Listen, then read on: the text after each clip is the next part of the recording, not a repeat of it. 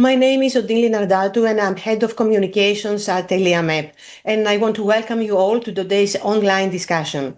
This webinar, this seminar actually, offers a fresh perspective on the Greek startup ecosystem by examining the dynamic nexus between innovation, internationalization and the diaspora through a combined micro and macro level approach.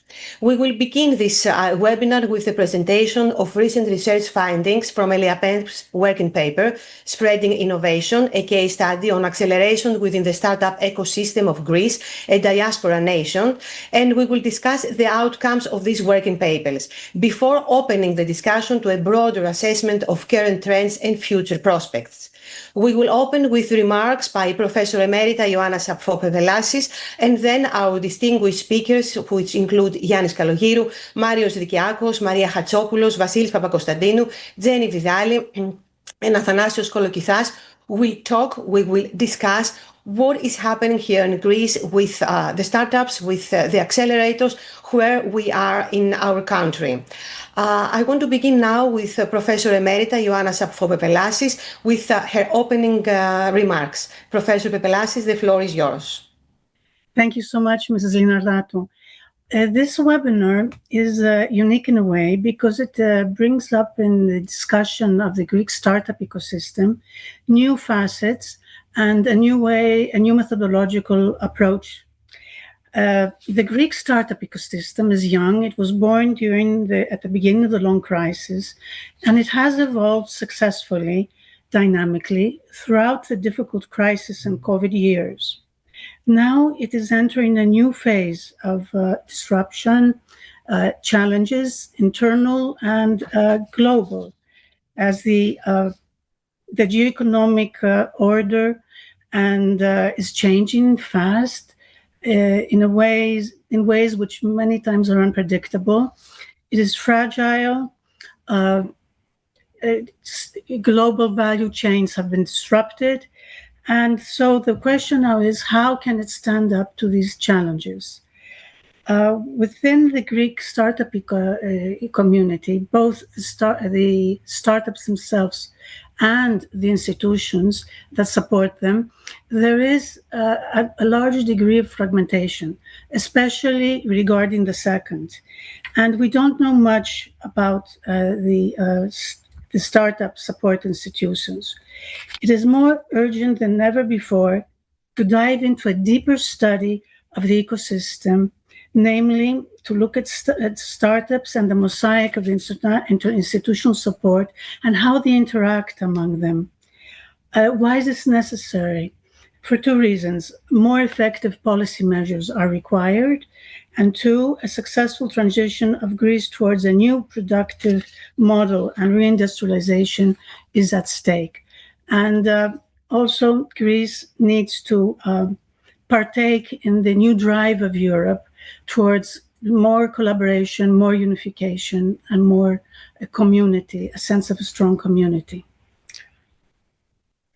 So, Professor Pepelasis, this actually marks the first time in Greece that a renowned startup accelerator has been examined through an in-depth case study. I think that is important to say. And I want to ask you, what motivated you to work on this topic? Why did you decide to work on this? Actually, up to now, our work on the startup ecosystem, I'm talking about the teams with which I have collaborated, has been very macro-oriented. So we know a lot, much more about the number of startups, the general ecosystem, the general trends, and we don't know about the micro. And my co-author's contention is that if you don't know in depth the micro situation, you cannot really design policy, and you cannot have a healthy startup institutional environment. It is very important that we know more about the institutions which support startups and their outcomes, their successes, their failures, and how they are organized, so that there can be a larger communication, collaboration, and this will also help for a more effective economic policy. Knowledge is necessary for action. So we have to deep dive more closely. Actually, it's not very popular even in the international community to look at the institutional framework at a micro level. So I think that in a way, this is quite an interesting paper. And why did you choose MITEF? Why that? Well, it was there are very strong reasons. First, there is a great diaspora involvement in the way MITEF was conceived MITEF Greece was conceived as an institution, as an organization, and also it is apart from the diaspora, it is unique in that it has been the only support organization in Greece for startups, which is connected intimately with an international university. And what is interesting is that MIT is not any international university. It has the largest entrepreneurial ecosystem of any academic institution in the world. I'll just put one number out. 3,000 companies have been created and are run by MIT alumni. So this alone shows the situation. And of course, another factor was that we had a large database. And the database, which was provided, the names of the startups and the startuppers, which were provided kindly by MITEF Greece and Vasilis Papakostadinu, is impressive because all the studies that have been done on a macro level on the Greek startup system have information for around 300 startups. So we're talking about a big size. And what I would like to say as we start is that MITEF Greece was founded in 2015, it operated until 2022. And one can say, why in 2026 we're talking about an institution that was set up then?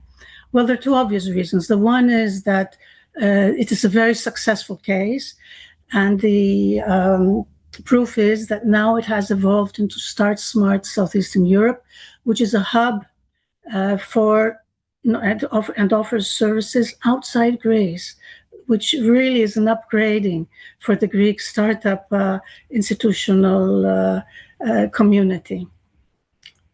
So, and for you, what is the main objective? The main objective is to incite others to write case studies and for there to be more collaboration in the exchange of information among the institutions from now on, the support institutions, incubators, accelerators, to be able to have a healthier community to which will move faster.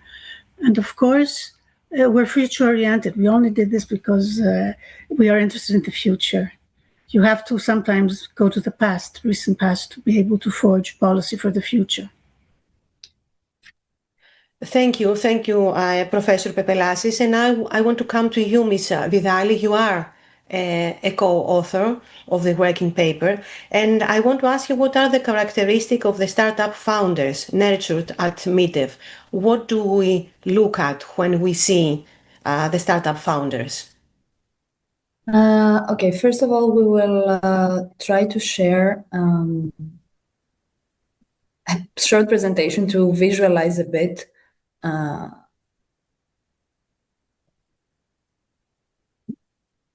Okay. And now, okay. So yes, when trying to look at MITEF Greece, we had, as Professor Pepelasis mentioned, a database that was focusing both on startuppers and on their founders. And we wanted to make a specific mention also to the founders, given that recent literature attributes part of the startup success on some of the characteristics of those founders. And because we believe that our hypothesis that MITEF is based on both internationalization and innovation and operates in combination of the two can also be seen with their founders. So we can see that only 67% are Greek founders that were also residing in Greece. and 1/5 were diaspora Greeks living abroad. And we had quite a big number of non-Greek founders as well. We will be able to see this in antithesis with some other databases that we will examine in a bit. So it's clearer how big this percentage really is. And in terms of innovation, we saw that the founders had a really high educational level. Over half of them had a master's degree, and over 1/4 had a PhD. And one of the things that we were able to also extract from our more qualitative analysis through our questionnaire was that a lot of them actually had experience in academia and in research, and a lot of the startups were born in universities and in research labs. And that coincides a bit with their average age as well. Most of them are over 30, a lot of them are over 40. They're mid to late career professionals that found, and this we also saw in our questionnaire, they found this problem within their field of work, and they wanted to fix it. And finally, we decided to see also the gender of the founders. And this is primarily very, very male dominated. We believe that the deep tech focus of MITEF has probably something to do with this, given that those fields are normally male dominated as well. Now, yes, I'm sorry, continue, and I will ask you my next question regarding what we see here about the Greek startup ecosystem. Yes, no, if we just want to move to the... How do they differ from the others, the non that do not belong in the Greek ecosystem? I mean, is it always so much more males, over 50, about 15%, as I saw? Or is that unique? So the analysis that we did, the comparative analysis that we did, focuses mainly in Greece. We compared it to 2 other studies, and we know that there are some methodological issues because obviously it's not very easy to find data that are perfectly comparable to each other when we are talking about startups and when we're talking about accelerators that may not be very well documented. But yeah, when comparing them to other startups operating in Greece, specifically those found in the one Dianeosis study of 2021 and one Bessis and Papalassis paper focusing on 2010 to 2016, again with a big sample of 300 startups, we do see that, unfortunately, yes, MITEF's sample is a bit more male-dominated. But as we said, we think that this can be attributed to the fact that MITEF has a strict selection process to focus really on deep tech innovation, which is usually a bit, as I said, a bit more male-dominated. However, when it comes to the other variables, we see that MITEF founders tend to be on average to have a higher educational level, especially at the PhD and researcher level. They tend to be less often based in Greece, so a higher level of internationalization, and they tend to be also a bit older in age, yes. Okay, thank you so much. And now, if you have joined us, Mr. Kolokithas, so that we will proceed with the key characteristic of the startups. We talked about the startuppers. Now we need to see the characteristic of the actual startups. Yes. A key characterization of startups that were incubated by MITEF is their strong international spirit. So in this map, we can see the headquarters of the MITEF startups, and we can see that they are mostly based in Western Europe and the United States, and the big clusters of activity could be identified in Greece, Cyprus, the UK, and the US. And we state that this is not accidental. It is there are also countries with huge Greek diaspora communities, and our implication is that the diaspora networks in those countries were useful in creating those startups and networking opportunities and supporting those entrepreneurs.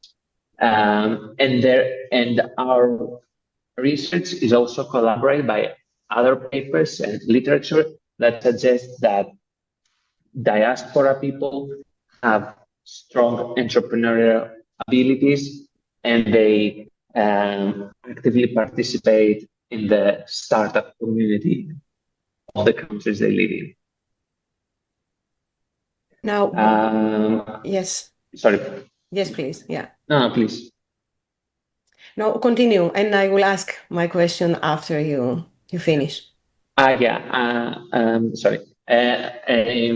As another point about the Greek diaspora community and the international character of MITEF startups is that according to our data, around 40% of founders are either Greek diaspora people or foreigners, and that is that, in our opinion, is a great testament of the international character of MITEF incubated startups.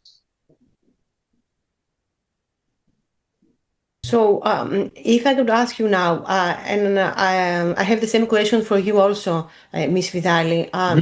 Mr. Korokithas, what accounts for their success? What do you think? What have you found out? I think that I think that this is also something that we've written multiple times in our paper. It's the fact that it is a number of startups that participate in highly innovative sectors like medical, biotech, environmental, business services, tech solutions. And that is a big and important part of the success of those startups, that they participate in a sector that is highly innovative, highly growing. But besides that, it is the fact that they have an international character. We see that they operate in multiple countries. They have branches in countries with Greek diaspora communities. They have branches all over the world in important markets to support their clients or to be close to their consumer bases. So I would personally argue that it is a combination of innovative spirit and international approach. Ms. Vidali, your opinion on that? Yes, for me, I would say that, and of course, NASA's talked a bit about the characteristics of the startups themselves, but if we want to see also some of the characteristics of the accelerator we're talking about, a strong basis of our paper was that MITEF Greece and now Start Smart Southeastern Europe was so successful at helping these startups exactly reach this international audience because they were able to combine this strict selection process. So already choosing startups that, as we said, they operate in deep tech field and they offer promising solutions. And at the same time, then exposing them to this international environment, not only of having this branding of a really big and well-renowned international university and opening up to MIT alumni, but also more importantly, and especially for the founders that were in Greece, opening them up to a strong diaspora community and providing them with a shift in mentality, in the sense that there was, or what we saw also in the interviews, this mentality of togetherness, of sharing, mentoring, advice, building relations and networking based on reciprocity. So finding ideas and businesses that are worthwhile, and then exposing them to people that have the background in each sector to help them flourish, not only to invest in them, but also to help them exactly through this mentoring. And so it was this combination of technical and soft, as we say, knowledge that was really important for MITEF's success. Thank you both very much. I think you gave us a very clear picture of what is really happening with the startups, and with MITEF, and with this unique accelerator. Now, I want to come to you, Mr. Vasilis Papakonstantinou. You are Vice Chairman of Start Smart Southeastern Europe and co-founder of Cognitor AI. And my first question to you is, the research emphasizes in the formula invention plus commercialization, it equals innovation, and notes that Greece's weak record isn't due to a lack of valuable research.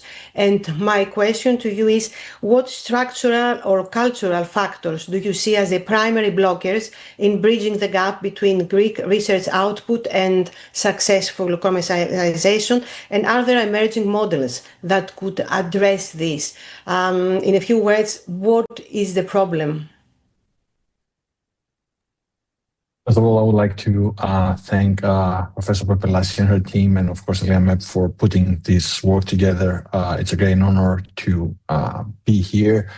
What we see in Greece is not that different from what we see elsewhere in Europe. Last week I was in Tallinn, Estonia, which is considered one of the most important startup hubs in Europe. They still lag behind in deep tech startups, meaning that the opportunity they've managed to harvest in tech-driven startups is not there when they are talking about startups coming from lab to market, as we are trying to do here.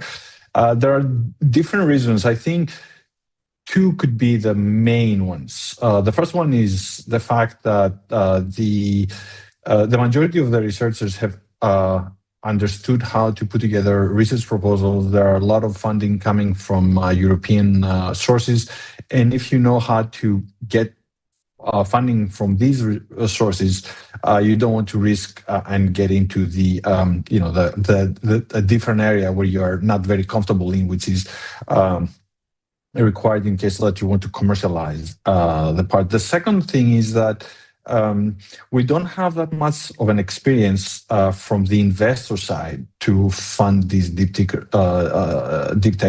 research stuff that they are coming from the labs, because the majority of the funds are driven by people that they don't have this expertise. And the success of these models are assuming that you can understand the technology part, you can de-risk the startups very early on, and then you can move forward. So I think the programs like the one that we are running are addressing the first one, helping researchers, and we've seen that over and over again, learn to move to this new arena of the lab to market, and we are happy to see that the other people have been following on these steps. And regarding the research, the investment, again, we see a lot of effort from European Union with different tools that they could help eventually change the mentality on the investment side as well. Now, the paper argues that diaspora involvement was critical to MITEF Greece's success, is something that Professor Papalassis has also mentioned. And with the Ministry of Foreign Affairs, Mr. Papakonstantinou, now developing a strategic plan for Greeks abroad, what would be the most effective mechanism to harness diaspora expertise for the startup ecosystem? And what challenges remain in coordinating such a dispersed community? And we know in Greece that we are not very good in coordinating. Yeah, we are not. But on the flip side, there are things that we have managed to do. And Marina can say a few more things about the Hellenic Innovation Network. We started this effort back in 2016 because we thought that we cannot really build an ecosystem and attracting international investment unless we can bring all, together the diaspora. And one of the problems we had over the years with the diaspora is, managing the expectations on both sides. Sometimes, people were thinking differently about what the diaspora can do, and probably on the diaspora side, people thought differently about what is happening here. The mentality has shifted, and we've seen that through the activities that Hellenic Innovation Network is doing, and that works pretty much. There is a lot of work to be done, and we need to bring people back, but also we need to bring outsiders.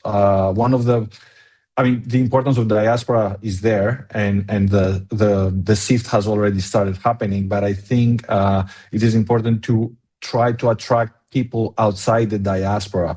Boston did not become the center that it is right now just because it managed to bring back all the Bostonian diaspora. It became like a pot of great people from all over the world. So if we want to change that, we need to open our net broader.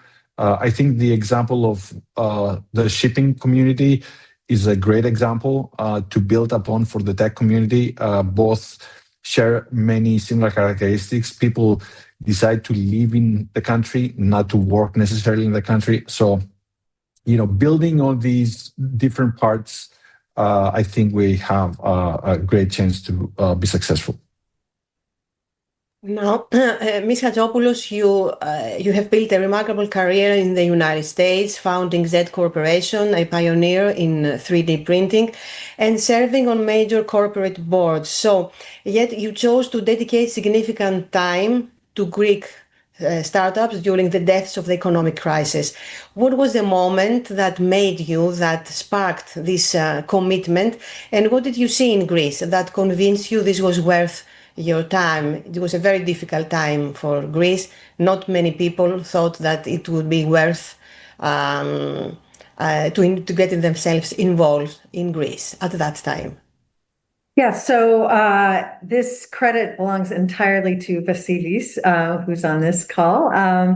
And he got me involved. To be honest, I knew nothing of what was happening in the whole Greek startup ecosystem. All I heard was what was in the news, which was pretty desperate at that time. And he exposed me to like 200 entrepreneurs that were eager to do their startups and were super excited. And to me, it was like, wow, this economic crisis actually does have a silver lining, which is it has shaken things up so much that now there is this new aspiration for very smart, hungry engineers in Greece that instead of going to work, in some existing, either a large company or the government or whatever, that they could actually take control of their destiny and own their own future by building their own startup and really discovering innovation. So for me, it was about Greece shifting direction in a way, and a shift in culture in Greece. And for me, it's like Greece was a startup in and of itself. So it was really, for me, very exciting to see this direction for these young engineers in Greece to take. Now, you have invested in Greek startups and advised many more. From a US investor's lens, what are Greece's genuine competitive advantages? Do we have significant competitive advantages and for building deep tech companies? And what misconceptions about the Greek ecosystem does the Hellenic Innovation Network still need to overcome when speaking to Greek American and American audiences?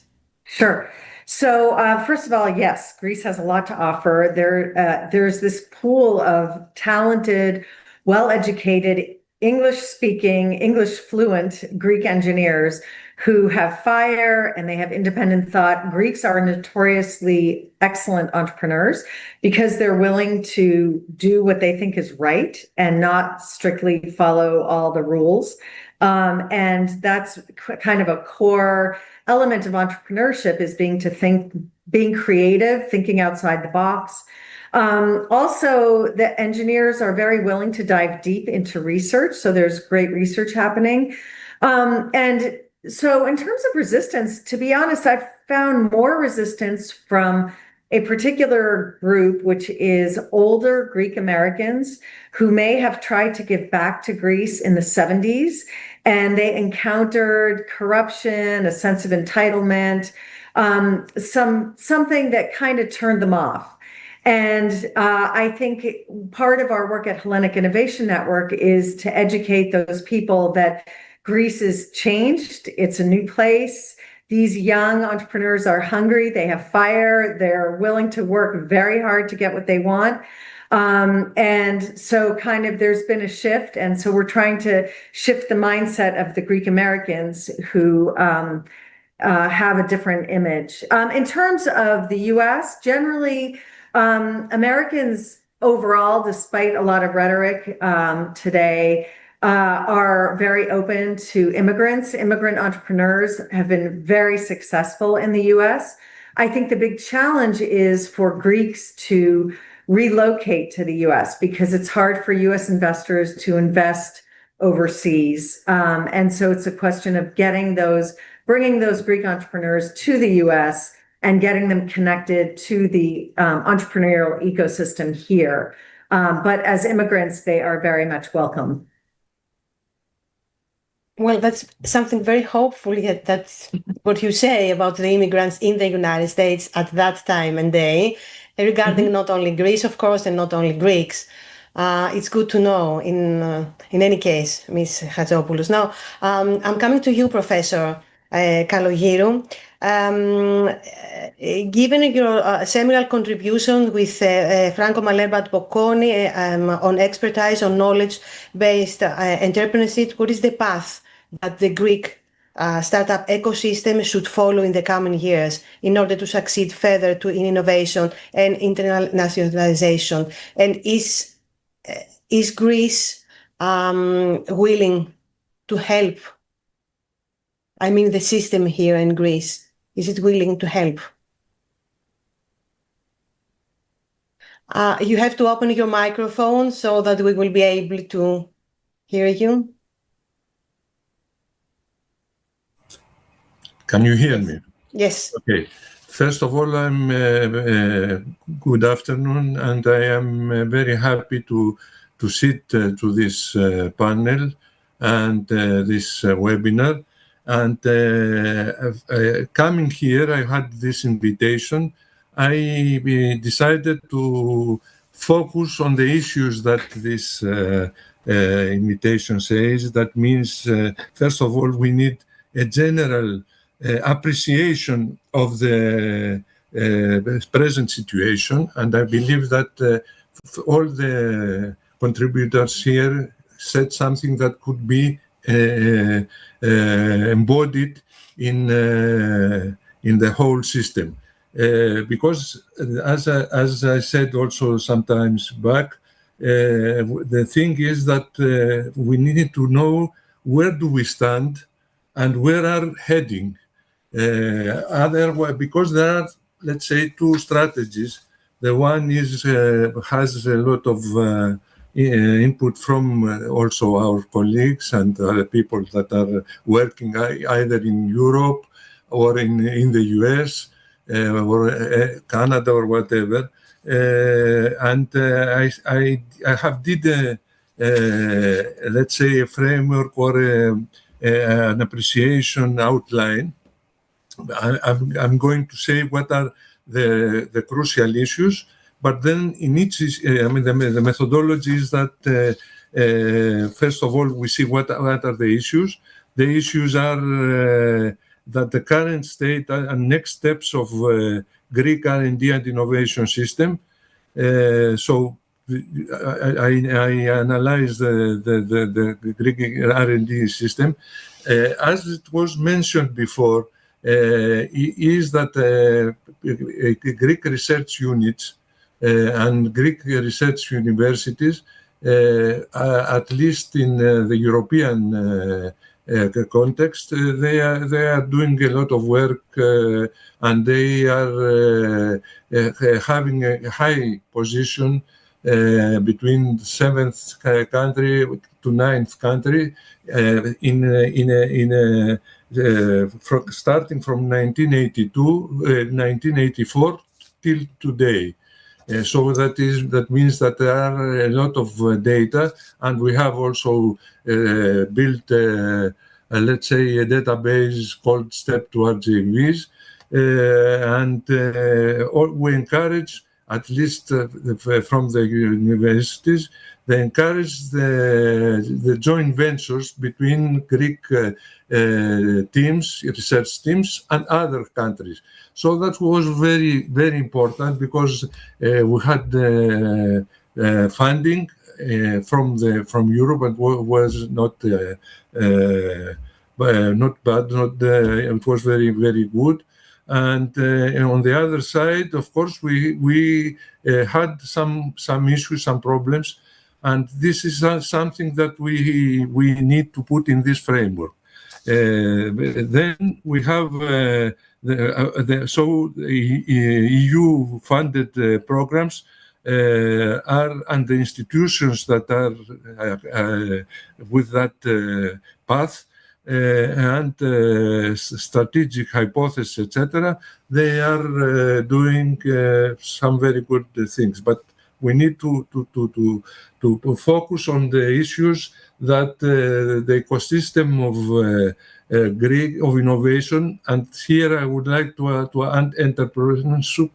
I would like to add that it is important to not only to say innovation and not only entrepreneurship.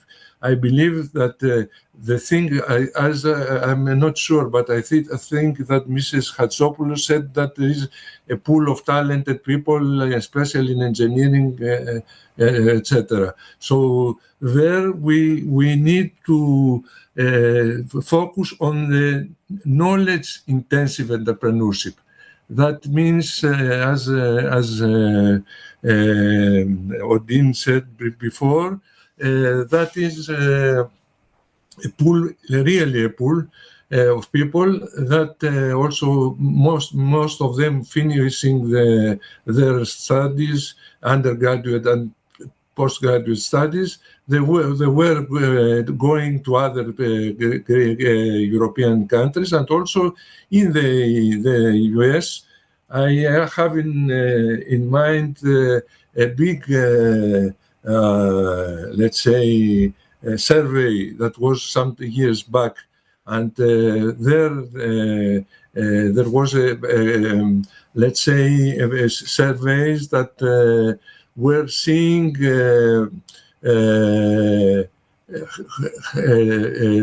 from the 40 US universities that are now full professor in a pool that was 4,000 people from around the world, and there many full professors were from Greece and some other countries. So there is this talented, but we need this talented to somehow systematize in a strategic plan and see not only to become again researchers or professors, etc., but also to work in doing hubs of in order to support and mechanisms to support the whole system.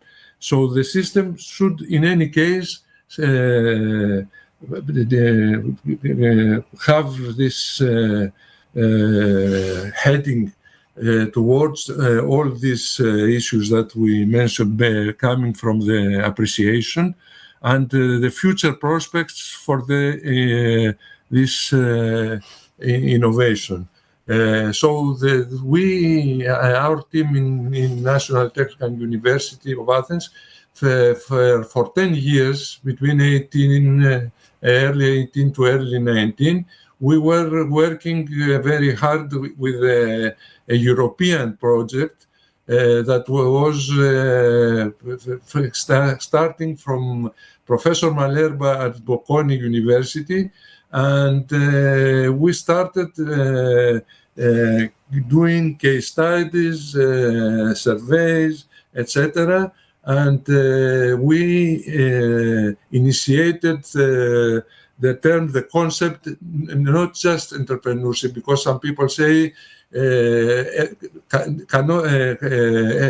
we do not have to push people to become entrepreneurs, but the problem is what kind of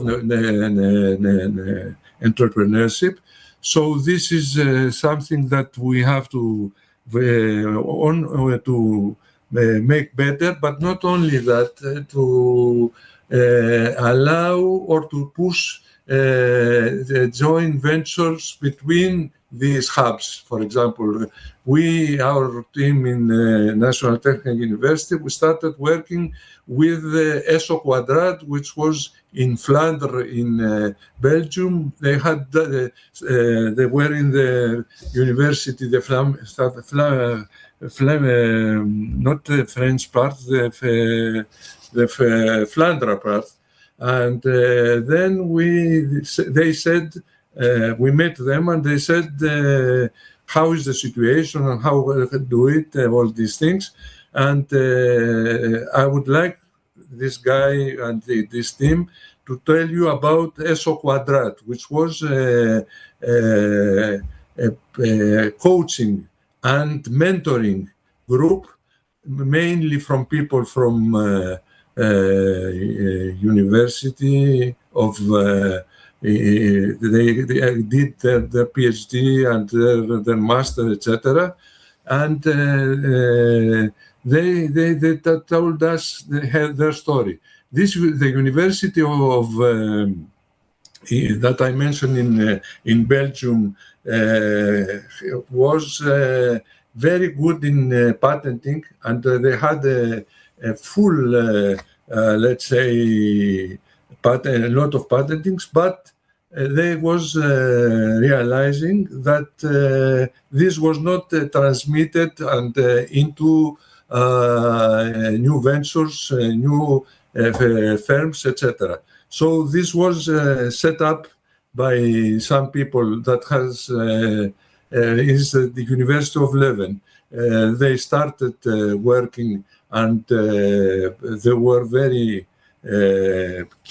let's say, dedicated. These people. So during the 15 years, they had a very good outcome of this work that they started, and now they are expanding also in other places, in Greece, in Spain, and this is something very important, in order also to not only to learn to the people how they have to work, but also is a cultural problem for creativity and innovation activity. So the importance also of practical knowledge, not only let's say the scientific knowledge, and the fear of failure that is not a sin.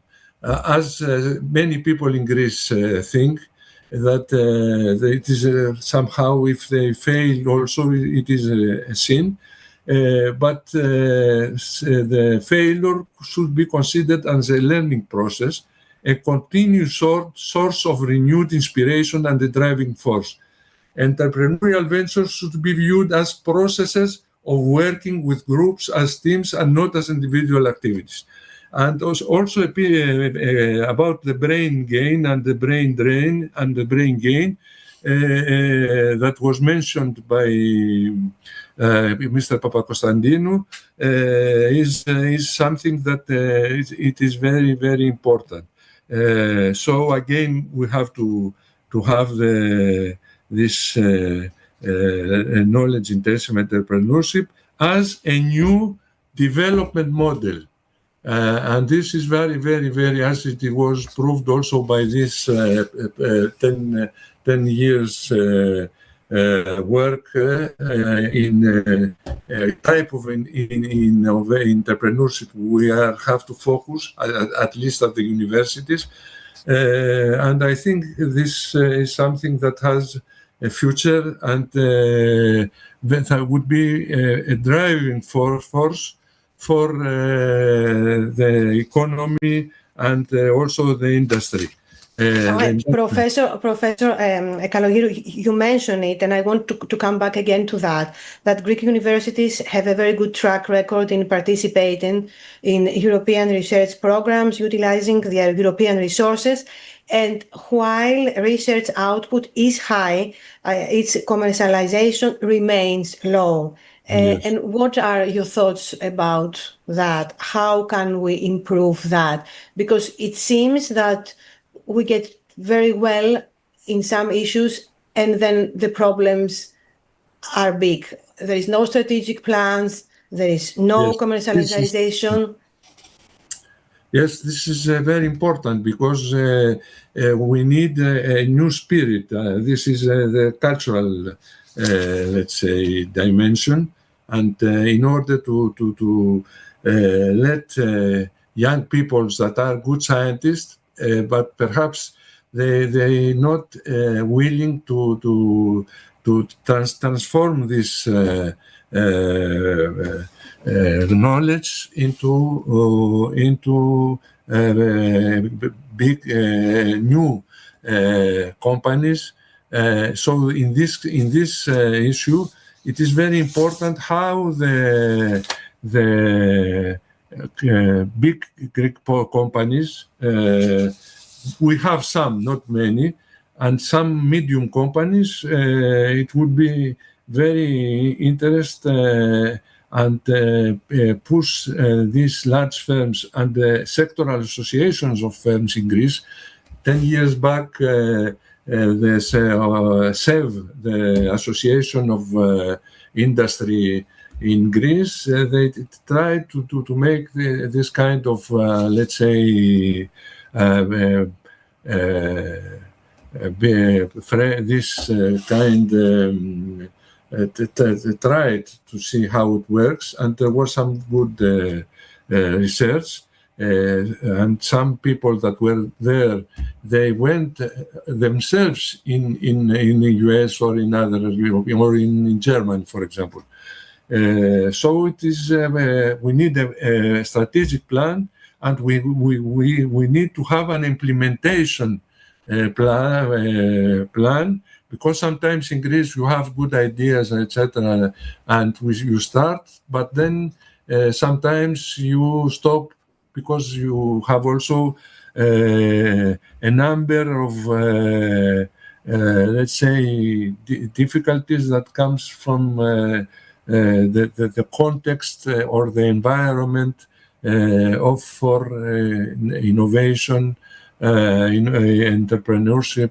And of course, there is space for, if it is should be space for people coming from the diaspora, either in the US or in other European countries. Thank you, Professor. Now I want to come to you, Mr. Dikiakos. You are Professor of Computer Science and Director of the Laboratory for Internet Computing at the University of Cyprus.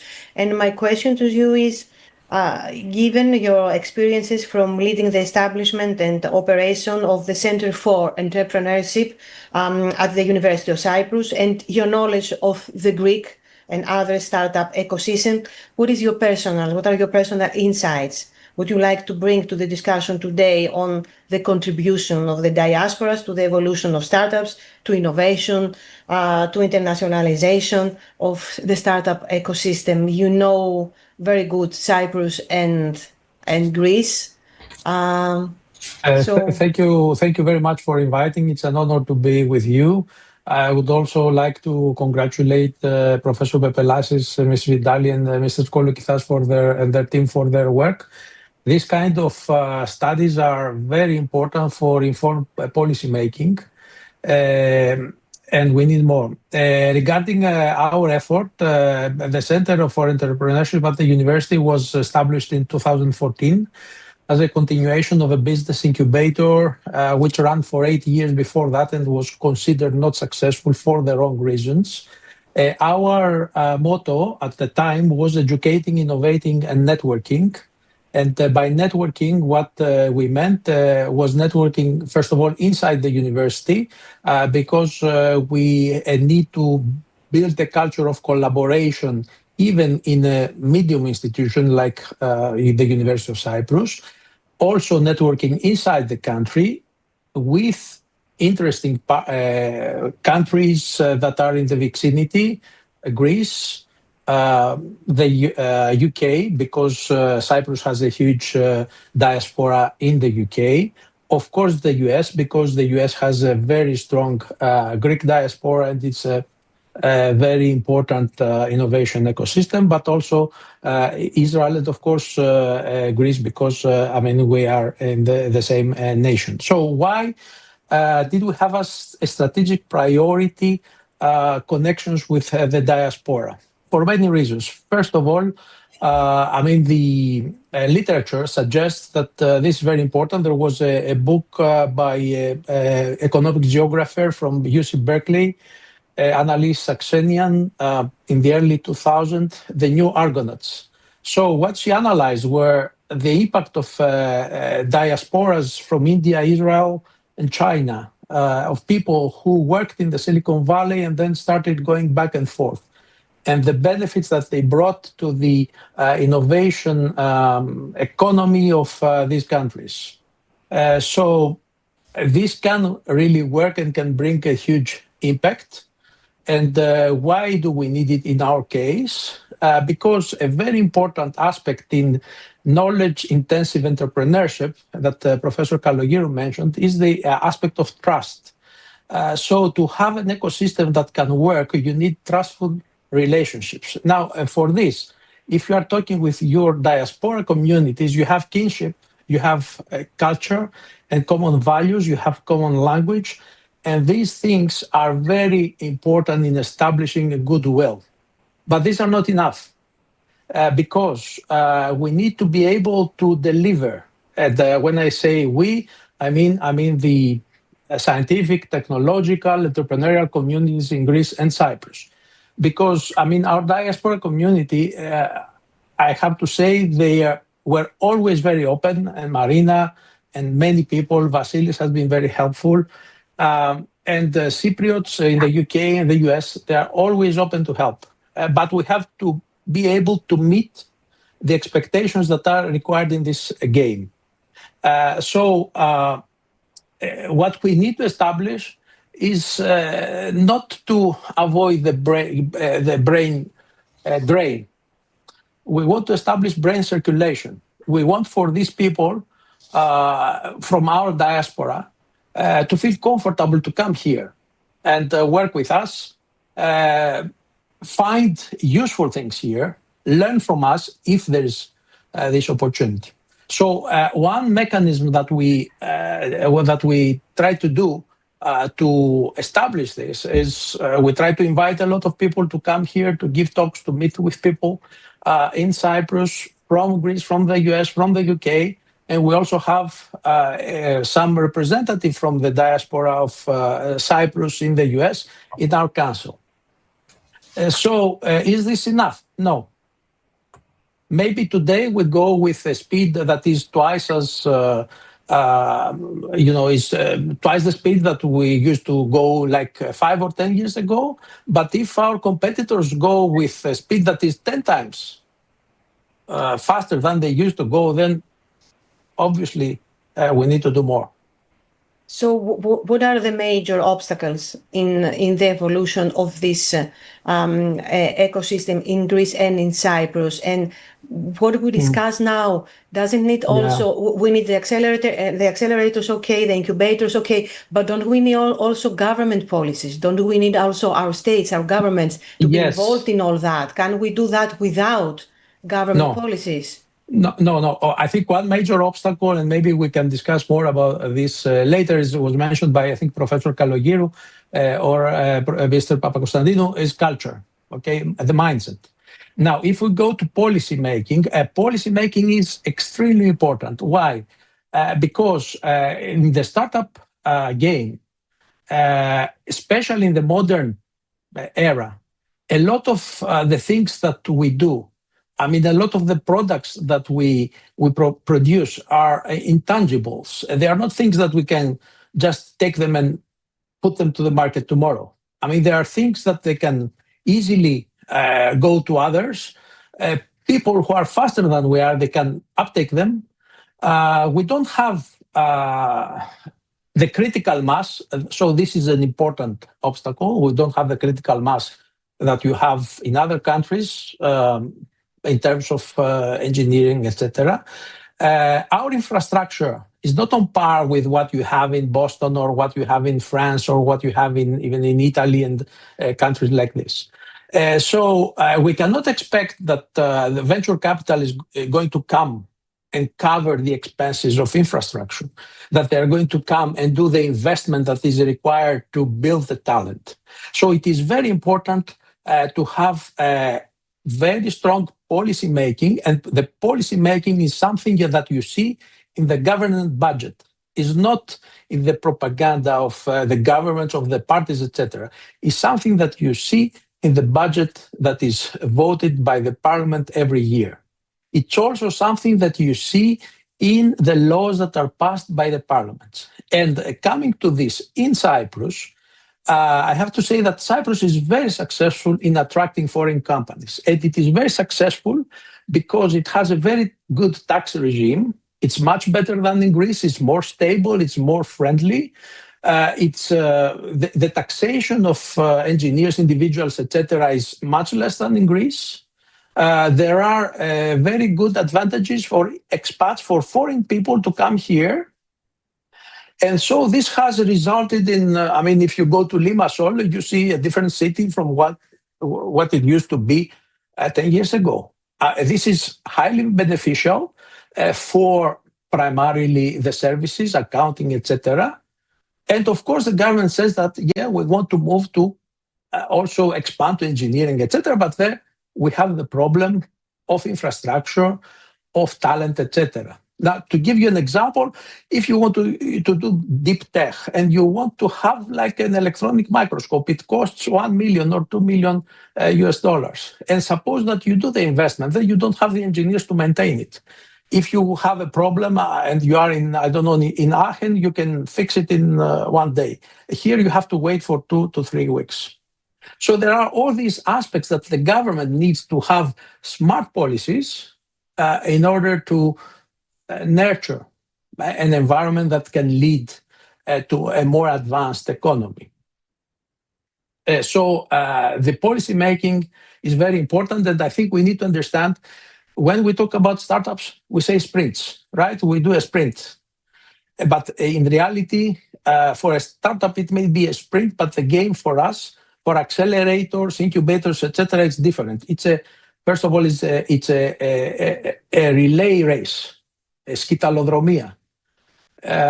Because of the small critical mass, you have to keep passing the relay to others so that you can run a marathon, and then the startups, etc., they can find the support they need so they do their sprints.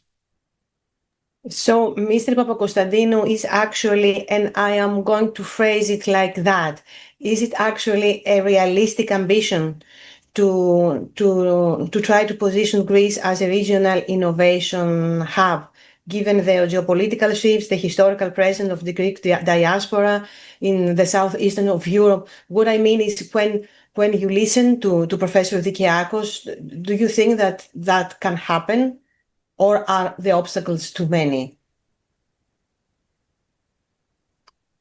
Entrepreneurship exists in order to overcome the obstacles. So if it's easy, there's no entrepreneurship. So I'm not I'm not discards from that fact. And right now, we can argue that two equally capable teams, one in Boston and one in Athens or in Cyprus, can deliver same excellent results, but at a fraction of the cost.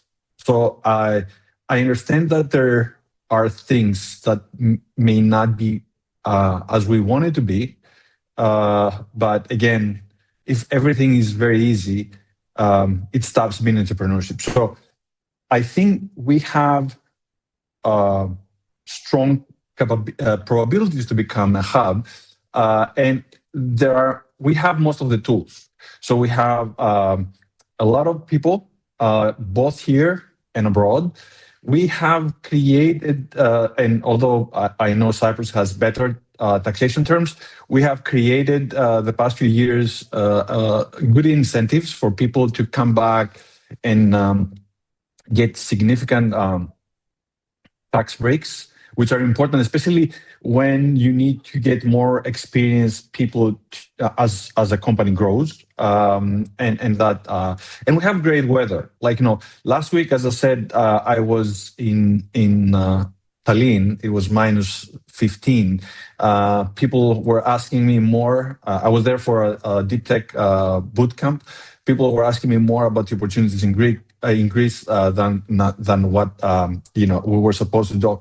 And keep in mind that right now we have more than 600-700 million in funding available in Greece, and all these opportunities, the tax breaks, the dry powder of VCs, and everything else are not sold enough by the government abroad. So the majority of the people, understand Greece and Cyprus as destinations for short breaks, but none understands that there is this opportunity. And to my, what I think is that in Greece we have two organizations like EOT and Enterprise Greece selling the country for different reasons, but nothing for this target audience. And the government can do a lot. Again, coming back to the my experience last week in Tallinn, the Estonian government, although they are one of the top destinations for startups, for tech startups around the world with the highest number of unicorns per capita, the government decided and made it a national target to create 500 deep tech startups over the next 5 years, and they are investing a lot of money. So we have a lot. We need to share more of that. Probably we need an organization to talk about that, because the things we are doing with Hellenic Innovation Network abroad, we get some people to discuss, but it's primarily the community. And although we have all these tools, nobody knows them. So again, I'm optimistic, and I prefer to be optimistic and wrong than pessimistic and right. So I think we can make it. So which sector should the ecosystem prioritize if Greece wants really to transform its production model towards innovation-driven competitiveness, if we want a little bit to get not out of tourism, but not have only tourism? Yeah, well, right now, as I said earlier, any team in deep tech that wants to set up shop here, they have the opportunity to find talent and de-risk early stage startups, deep tech startups, the kind of material science, biotechnology, energy and more at a fraction of a cost of what happens in Western Europe and US. And I think there are some fields where we have an advantage. For instance, the shipping industry needs a lot of things, and they are very behind in terms of technology. They are coming out in AI, energy, fuels. We have the opportunity of underwater automation, navigation, mobility. There's a lot of discussion about drones in the air, but nobody talks about what happens and the opportunities that we have undersea. There's great opportunity in energy. A few years ago, during the economic crisis, some people mindlessly were talking about, running cables from Greece to northern Germany, northern Europe to provide electricity. Now we have the opportunity to create massive data centers and export compute, which is extremely more efficient as an export than energy. I think there are many things that we can do. And as Professor Caligiero said, we receive 2.4, if I remember correctly, of the grants from Horizon projects, which is punching above our weight. We are not 2.5% of the European population. So we can attract a lot of things in shipping. We have the largest community in the world, but there are not as many startups here. We can do same things in material science, same things in energy, a lot of things in life sciences. We have the largest, we are net exporter of doctors, but we don't have enough deep tech startups in that space. Yeah, so all these are opportunities. We don't have to find necessarily national targets. I'm not sure if we need to, to try to be very try to coordinate. We're not China. We just have to invest across the board, push people, give them the opportunity to see what goes beyond the lab. A friend of mine, professor at NTUA, where I'm teaching a university entrepreneurship class, said that when he realized that he has the opportunity to save people with his research, he was gamed, and he spent 10 years hiding that until the NTUA community realized that this is a great opportunity as well, and I'm really excited about that. So, yeah. So now coming to you, Ms. Hatzopoulos, exactly with that. How can Greek diaspora help Greek entrepreneurs and who want to expand to America if they want to come there? You said that it can happen, but how can the Hellenic Innovation Network that describes itself as a community of Greeks in America really help? So there are many investors here, and so when we host our events in Boston, we try to connect the startups with investors. We have them pitch, and we make as many introductions as we can to help them. Also, beyond that, there are board members that these startups need, mentors, suppliers, customers are obviously critical for a company coming over to the US. And then the other is connections with other startups to exchange best practices. So that's a lot of what makes the startup ecosystem is all the different pieces that go within it. And so it's large enterprise that often invest in the startups or that will become customers for these startups, but it's also the community of startup CEOs that help each other. And so we try to help these entrepreneurs get connected within the full startup ecosystem here in Boston. It obviously takes more time than just a networking event, but that's a start. And then, as you know, once you know one person, that person will make relevant introductions to more people, and then that grows from there. So you have also said that your ultimate objective is to increase employment in Greece. After a decade since the Hellenic Innovation Network got started, how do you assess this ecosystem and the progress to date? First of all, it's always wanted, something that we talk about here in Greece, you know. Yes. Well, and I always stress this point because some people thought that Hellenic Innovation Network was set up to get startups out of Greece into the US, and that's not at all our intention. Our intention is to foster the Israeli model where the market-facing operation is in the US to develop the market, which is very rich here, and retain the engineers, the talent in Greece. And so that was sort of the point behind that comment. In the decade since HIN got started, the employment in Greece is phenomenally better. But I must confess that that is not due to just Hellenic Innovation Network. There are many other factors at play. The whole venture capital ecosystem has really begun to thrive in Greece, and the startup ecosystem has begun to flourish. So we cannot take credit for that, but it is amazing to see the recent numbers. I mean, unemployment for the youth was over 50% when we started, and today it's super strong. So I think Greece is moving in the right direction.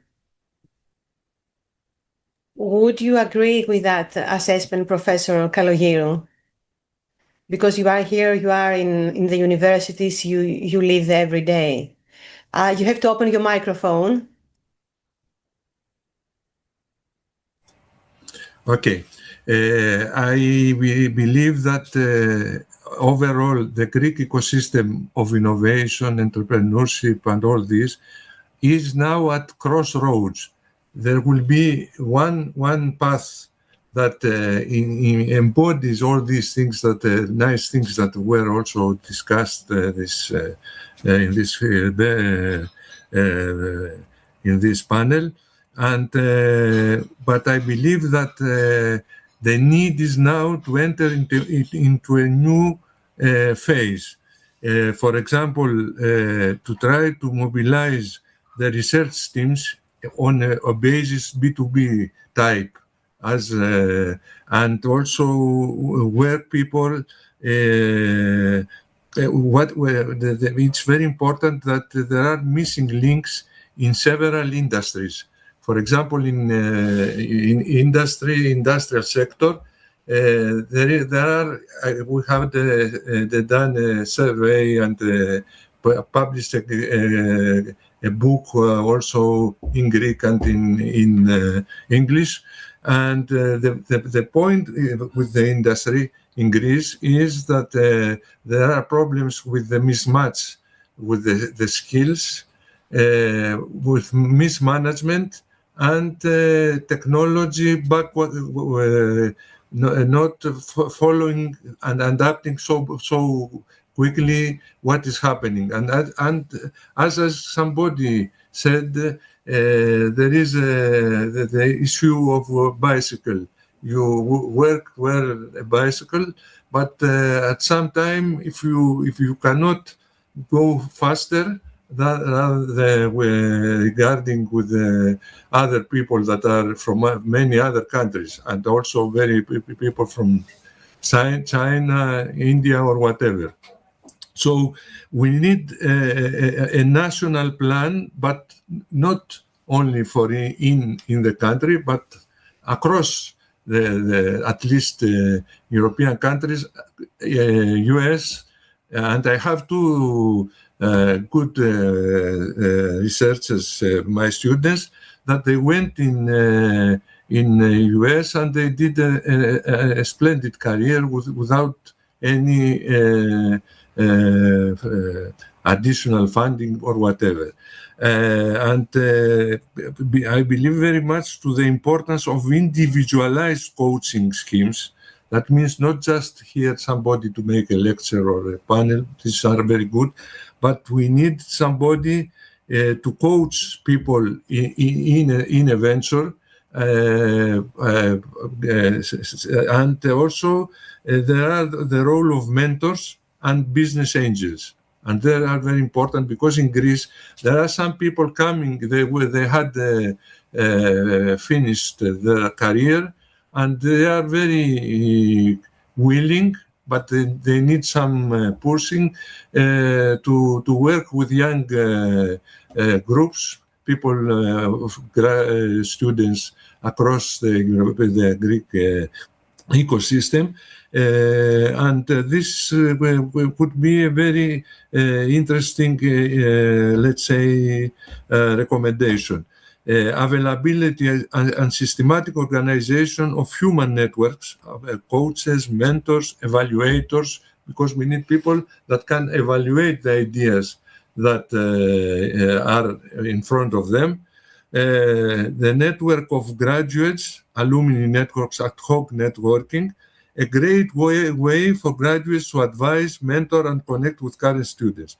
I endorse very much what our friend from Cyprus, that is very important, not just to say benchmarking, this is a big, it's good for starting. It's the important is bench learning. That means you go with this group that they have a good technique or whatever, and can have a joint venture. As in science, you have groups that are in the horizon or the other from different countries, and this has changed very much. And then you can have also the appreciation and of all these things and the critical mass. So I believe that there is space, but we have to understand that cannot Greece, although the macroeconomic side has been better than 10 years back or 15 years back, it is much better, but also take into consideration that the geopolitical situation is not so good, and we have also a threat coming, so we need to see what happens in the rest of the economy. And as somebody said, we have some, let's say, industries that do this and that, and they are space for new people.